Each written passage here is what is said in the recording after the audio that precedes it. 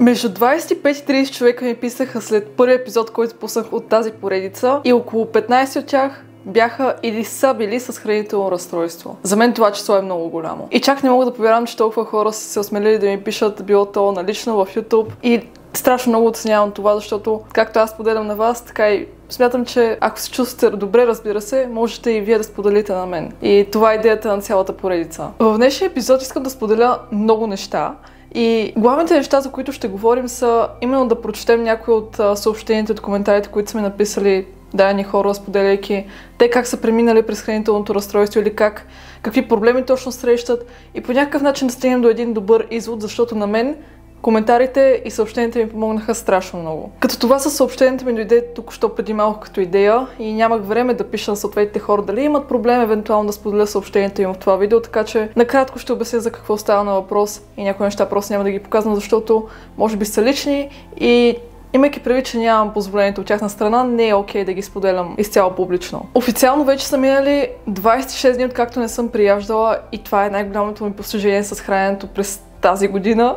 Ще споделя някои от трудностите, които съм изпитвала през тези 26 дни. Някакви пречки също ще споделя и също изводи, до които съм стигнала и са ми помогнали да продължавам се още напред. Едно със сигурност мога да кажа, и това е, че човек като започне и като е решил и най-вече като се е повярвал, не би трябвало да има такъв голям проблем чисто ментално и да се поддава отново на храната. Не на последно място ще покажа и формата, която съм постигнала на този етап, защото заедно с премахването на тези лоши навици си идва и добрата форма. От началото на поредицата до сега съм свалила може би около 5 кг, трябва да се претегля, за да кажа със сигурност. И заедно ще видим как върви този прогрес. Започвам с първото съобщение, от което ще прочета само някои от изреченията, върху които смятам, че има какво точно да се разсъждава и да се каже. И то гласи следното. И аз споделям проблема с емоционалното хранене и прияждане, когато съм под стрес. Винаги съм била наясно, че стресът е главният фактор човек да прияжда. И не само стресът, а и когато даден човек има някакви вътрешни проблеми. Всеки човек си има проблеми, това е ясно. Но проблемът е, че хората, които прияждат, имат склонността да си решават проблема по този начин,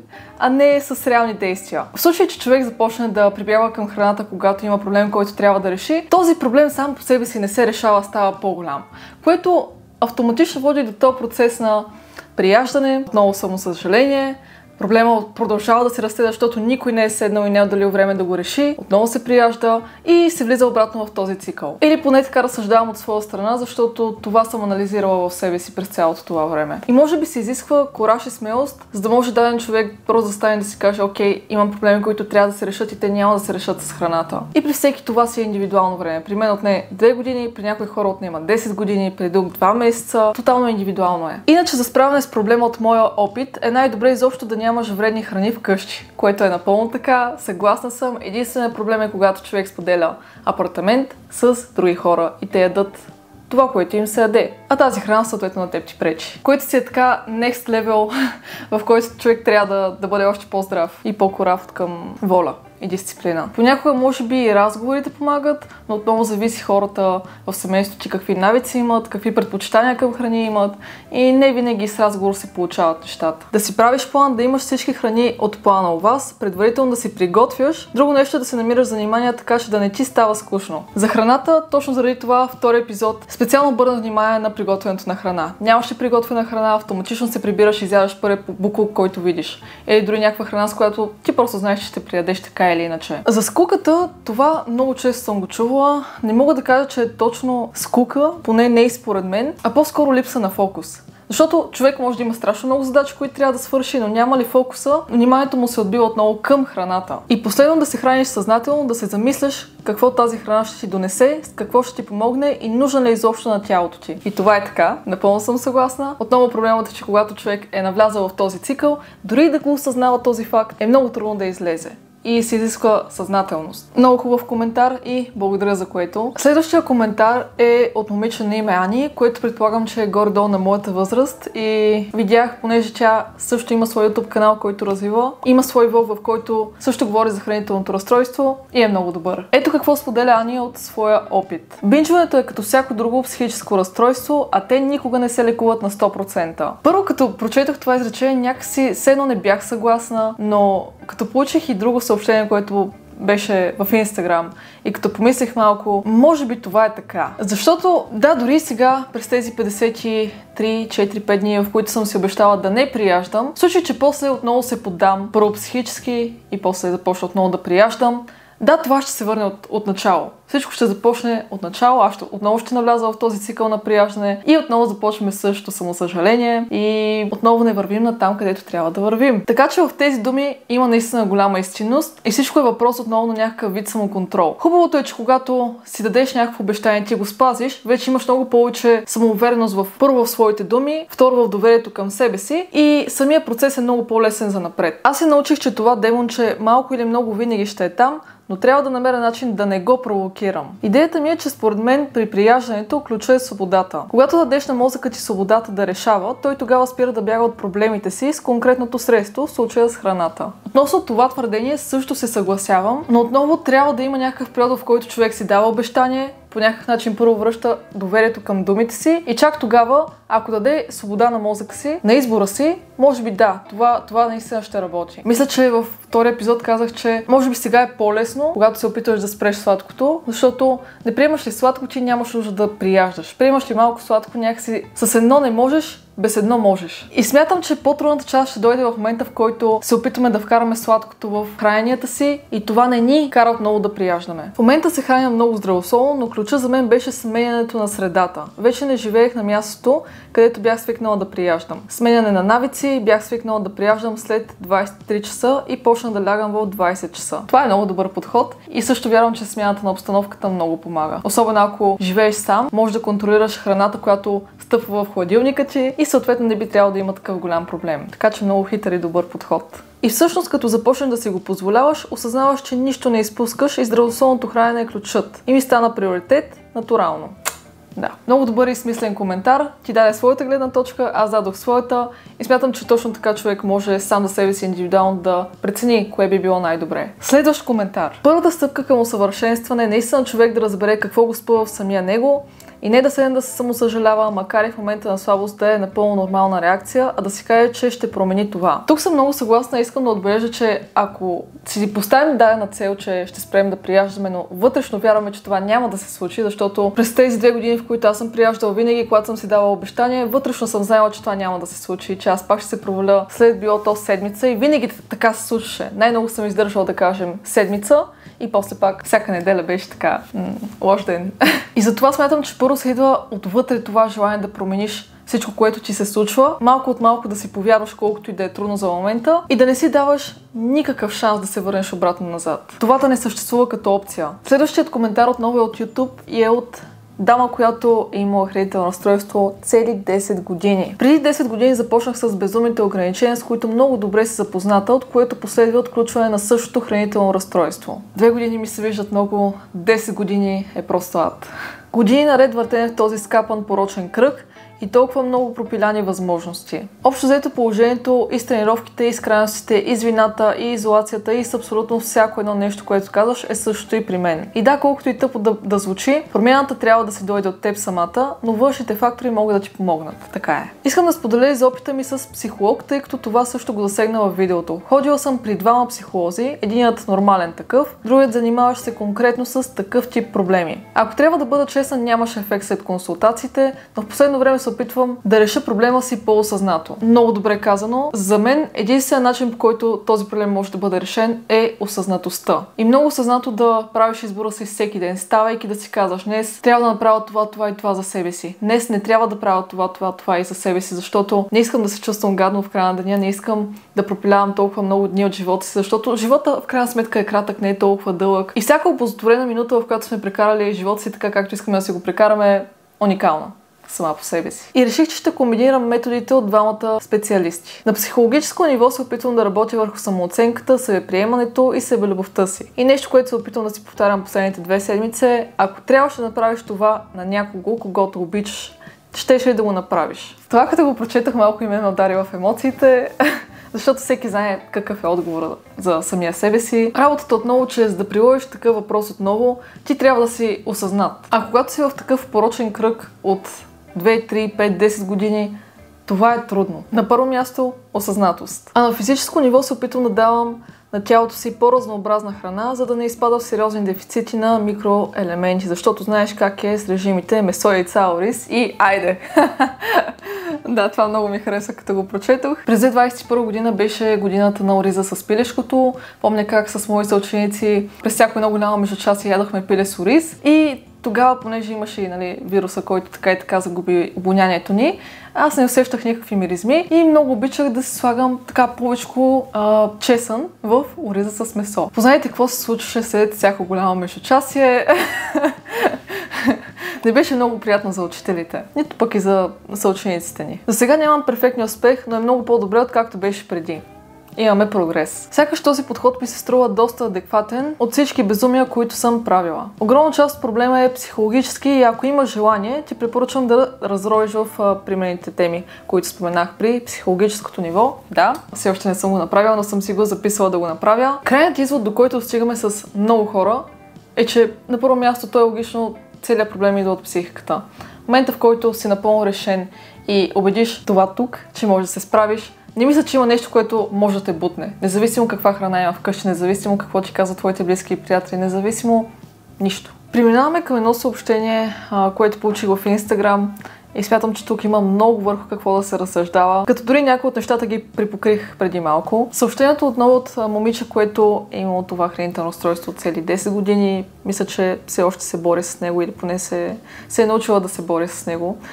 Хубавото е, че когато имаш хранително разстройство, малко или много се опознаваш по-добре самия себе си и знаеш какви ще са ти действията, реакциите в даден момент. И когато опознаеш себе си, пак става по-лесно да го оправиш този проблем веднъж за винаги. Искам да споделя мнение, но не да ти звучи обезкуражаващо в никакъв случай. Че това е проблем, който седи в подсъзнанието ти цял живот и начинът да се справи човек с него и да се научи да го контролира, както при наркоманите. Това, което казахме малко по-рано в видеото. И получавайки тези обратни връзки, коментари, съобщения и така нататък, определено успя да се замисля, че има истинност в това, което казват. На по-ранен етап съм се чудила, добре, сега може да го премина в даден момент, обаче какво става, ако отново се върнем там, където не искаме да бъдем? Всичко е избор. И голяма енергия трябва да дадем на процеса, който ще започне след това. Именно процеса, в който ще започнем да се храним с всичко и трябва да имаме едни граници, които да си спазваме. Като това момиче, искам да кажа, че през тези 10 години се е пускала на състезания. Тук говорим за бикини състезания. И да имаш хранително разстройство, докато се подготвяш за състезания, за мен е изключително трудно. Като си има предвид, че там жената трябва да е изключително изчистена от към подкожни мазнини и ти постоянно ядеш и това са калории, които се трупат под формата на мазнини, процесът става труден. И тук тя споделя, че съответно не се е подготвила по най-добрия си начин за тези състезания, но пак е имало някакъв прогрес. Когато карах теорията си по кормуване и преподаващият беше казал нещо много хубаво, никой не иска да става убиец на пътя, затова като излезем от къщи с цел да шофираме, ще шофираме така, че да не убиваме хора. Същото и с храненето. Когато ще сядаме да ядем, ще ядем така, че по-късно вечер да не съжаляваме. И най-вече рано сутрин, когато трябва да сме напълно готови, енергични за новия ден и ние въпреки това сме разорени от предишния ден. Със сигурност това не са всичките коментари и съобщения, които бих искала да прочита, но ще стане твърде надълго и горе-долу. Забелязвам как всеки човек достига до един и същи извод и почти никой не е достигнал до нещо по-различно като извод. Това са основните неща, които успях да подбера. Всеки човек, който се бори или вече се прибори с това хранително разстройство, той е достигнал до тези изводи. Вчера сутринта тръгнах да си приготвям храната за 3 дни напред. Както казах в това видео, ако човек няма приготвена храна, той се подготвя да се провали. И слагам си аз така спагетите да си ги сваря и правя следното нещо. Искам да включа котлона. Обаче не се получава. И първо, това като ми се случи, го видях като голям проблем. Повечето храна, която си приготвям, обичам да се я приготвям на тиган, защото това ми се яде, това си готвя и затова имам някакви продукти, които мога да ги направя на тиган. В същия момент аз няма какво да ям за обяд и за вечеря и трябваше да измисля най-бързото решение, което мога да измисля, за да не се проваля. Склонен ли си да прияждаш, си много уязвими в такива ситуации, макар и на пръв поглед наистина да не изглежда като такъв голям проблем. Храни колкото искаш, може да си приготвиш по какъвто и да е начин. Хубавото е, че имах скир, имах ябълки, успях да си приготвя някакви бургери, като самите кюфтенци ги приготвих в фурната и бързо успях да намеря решение на проблема. Важно е първият момент, в който изпитваш, не знам, паника, то не е паника, а по-скоро някакво притеснение, да седнеш и да помислиш малко по-трезво как можеш да решиш проблема, който е излязъл пред теб. На всичкото отгоре реших, че днес ще се направя протеинова баница на фурна, така че всяко зло за добро. Буквално в Пловдив не съм виждала да вали сняг от страшно много време. Одеве дори падна нещо като купча лед и беше супер страшно. Обаче, да, че си първи сняг в Пловдив от няколко години насам. Накратко, добро утро, часа е около 6:30 горе-долу и е неделя. Не съм решила да си покажа формата след...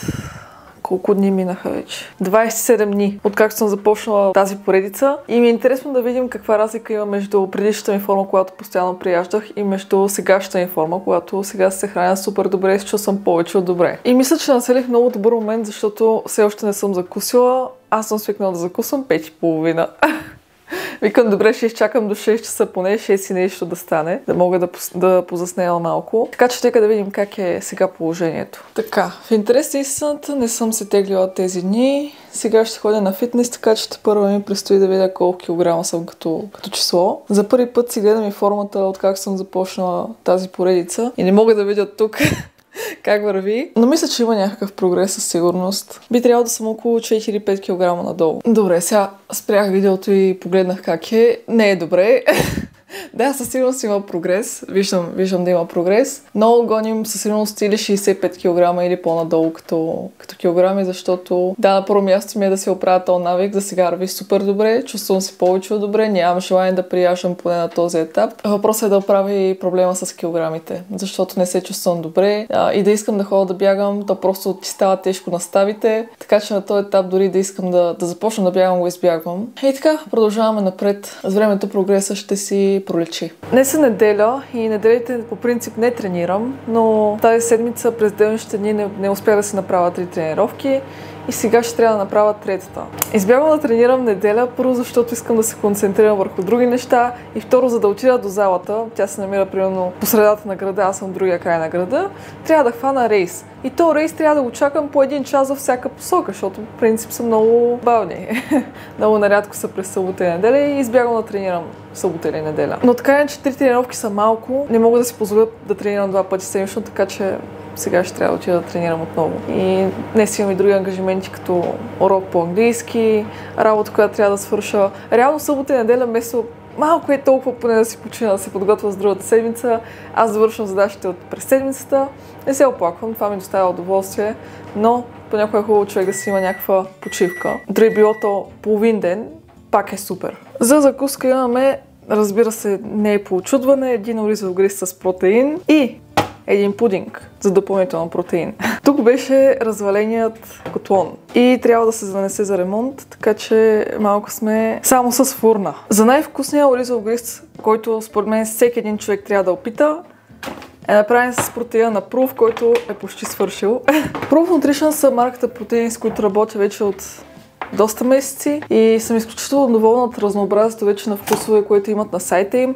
Имат и тонизиращи напитки и всякакви други хранителни добавки, които варират спрямо целта на човек. Всеки един от трите макронутриента са от супер голямо значение, но човек иска да свали най-вече излишните мазнини, трябва да наблегне повече на протеина. Тоест протеина трябва да е с по-голямо количество спрямо да кажем от мазнините и може би наравно с въглехидратите. Много зависи. И предполагам повечето са така окарат на ориз, пиле с картофи, но по едно време писва, особено пък яйцата и така нататък. А протеина на прах плюсът е, че може човек да си направи супер голямо разнообразие от сладки и така да си набави протеин, което значи 2 плюса в едно. За сайта на Proof имаме и код за отстъпка, който е VEIN10 и ще изпести 10% отстъпка на всичките артикули, които сте си избрали от сайта им. Дали протеина на прах сам по себе си е задължителен?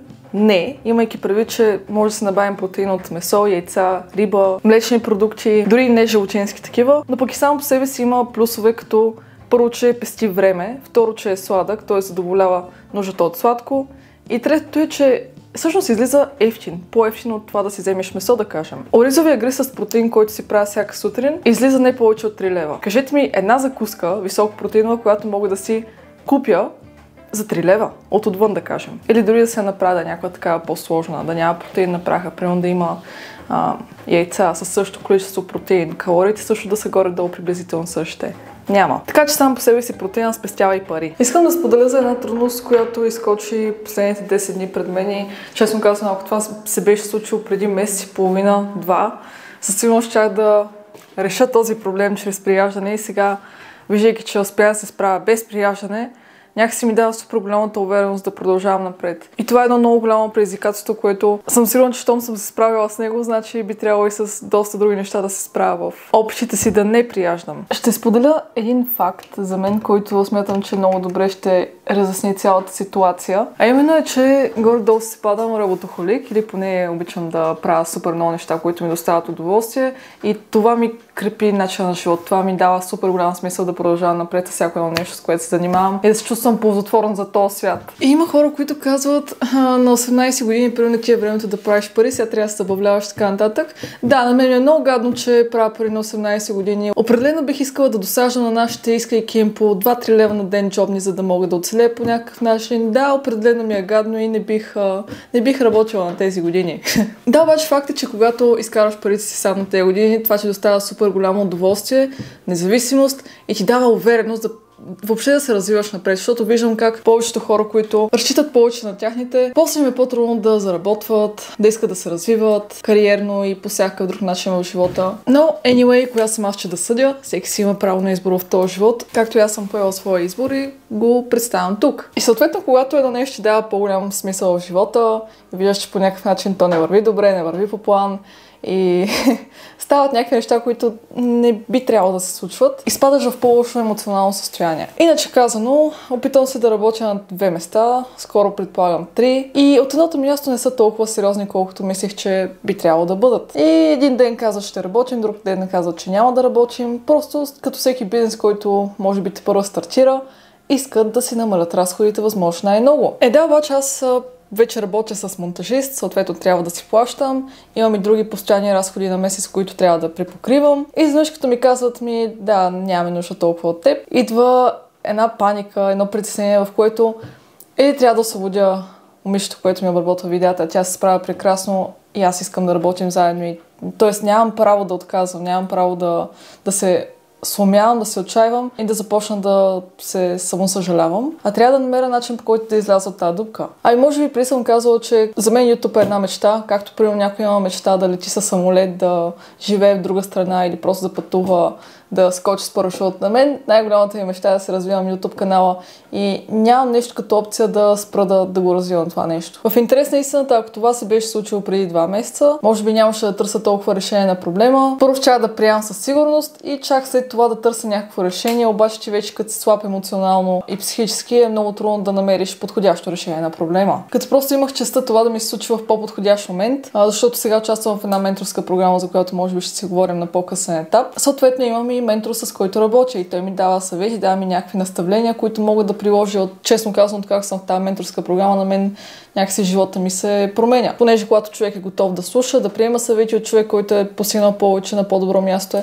разбира се, и ти ще имаш просперитет в ранен или по-късен етап. Със сигурност и тази емоционална подкрепа, която получавам от ментора си, е оказал много голямо влияние на доста неща в последния месец. Плюс това, когато храната ти е много по-добра, виждаш, че се справяш вече без да прияждаш. А това отново подчертавам, че който има проблеми с прияждането, за него е супер голямо чудо и удоволствие да види, че той вече не прияжда и може да се концентрира върху по-важни неща в живота си. И сега, като виждам, че това при мен се случва, чувствам се повече добре, то просто идеите бликват от всякъде. Идат ми всякакви супер добри идеи, търся решение на проблеми. Живея в истинския живот. Даже ми дойде вече идея за втората поредица, която искам да направя в този канал, а все още сме едва на първата. Смятам, че втората ще е прекалено добра и дори много смела, но ще си говорим за това, като дойде време. И нямам никакви намерения да дърпам назад. Да, мога да дам 2 крачки назад с цел да се придвижа с 4 крачки напред, но нямаме право да вървим назад. И затова още един голям плюс и основен, който може да получи даден човек, спирайки да прияжда, е смелостта, увереността и честта да живее в истинския свят. Не ме интересува колко клиширано звучи, обаче веднъж заребиш се по истинския допамин, не ти се иска да се връщаш обратно в гадното минало. Нещо, което също мога да кажа, че много ми е помогнало в последните седмици, даже и месеци, са електронните книги. защото по-рядко ми остава време да чета физически книги или дори да ми остане време го влагам в нещо друго. А докато ходя, да кажа, например, и чакам рейсовете, автобусите да дойдат, спокойно мога да изслушам 20 минути електронна книга. А те сами по себе си много ти помагат да мислиш по-трезво. Като аз лично предпочитам книги, свързани с психология, бизнес насочени и така нататък. Също някакви взаимоотношения, изкуството да говориш, комуникация, всякакви такива неща, които са социални, свързани. Определено препоръчвам, ако имате някакви приложения за електронни книги, да ги слушате. Ако не, подкастите също много помагат. Така или иначе, ходим постоянно, губим си времето да чакаме автобусите, тези, които все още нямат шофьорски книжки и коли. Музиката в повечето случаи ни вреди, отколкото да ни помага. И аз лично съм спряла да слушам активна музика от 2-3 седмици насам. Трудно е, но пък много ми помага. Иначе с музиката страшно много се забатачвам. Това е лично мой опит. Предпочитам да се ограничавам от нея. И затова книгите са също една голяма предпоставка всичко да върви добре, да се чувствам добре, но са страшно много големи ползи за развитието отново на човек. И последно нещо, което искам да споделя и отново подчертавам, че това не е закон. Това са изводите, които аз съм се направила в последните седмици и смятам, че работят много добре за мен. Базовите правила за хранене, които са да не изпадаш в нито една граница, просто да се храниш по-балансирано, по-добре. Ето сега примерно аз си хапвам паста, бургери, но те са домашно направени и са много по-качествени от тези, които мога да си купа навън. Тези базови правила на хранене ти дават много по-голяма устойчивост за в бъдеще. Не това да се храниш постоянно чисто, не това постоянно да се храниш супер вредно. Ето този баланс е много добър. И базовите правила за хранене работят повече от добре. И понякога правим здравословното хранене да изглежда супер сложно, супер трудно, а то не е. И не е нужно да имаш някакви супер големи знания в тази сфера, за да може да водиш един здравословен начин на живот. То така не, че вече всичко е пълно с всякакви преработени храни и така нататък. Просто ако правим малко по-добър избор, ще живеем със сигурност много по-добре. И дори всякакви малки неща, които правим като избори на дневна база, и те оказват супер голямо влияние, колкото и да не искаме да го повярваме, това е факт. И аз го отричах супер много време и в момента, в който започна да го прилагам, то просто работи. Малките неща работят. Това беше всичко, което исках да споделя в рамките на това видео. Надявам се, че е било полезно. Ще се радвам отново, ако някой има нужда да сподели за своето хранително разстройство или пък за това как го е преминал, как успешно го е преодолял. Ще се радвам да ми пише налично или тук да остави коментар под това YouTube видео. Отново благодаря за цялата подкрепа. Надявам се, че сте добре, надявам се, че и вие се борите. Заедно ще се борим. Затова и заедно отново ще се видим следващата неделя от 6 часа.